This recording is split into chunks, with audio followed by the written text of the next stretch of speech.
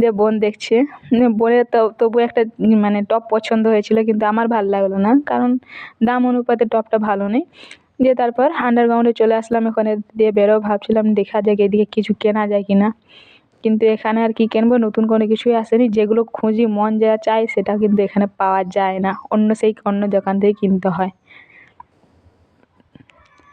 দিয়ে এখান থেকে এখন বেরিয়ে যাব, বোন পিছে পিছে আসছে, আমি সামনে যাচ্ছি। দিয়ে এসে করে আমরা ফাইনালি গাড়ি পেলাম একটা।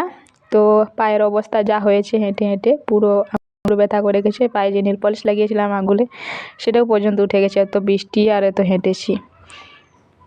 দিয়ে তারপর আর কি গাড়িতে বসে গেছি বাড়ি আসার জন্য। দিয়ে এখানে বাবুর জন্য, আমার দিদির ছেলের জন্য একটি মিষ্টি নিয়েছিলাম, সে দেখলে খুশি হয়ে যাবে বলে করে, কিন্তু সে মিষ্টি সে খায়নি, আমার বোনই খাচ্ছে। তো আজকের ব্লগ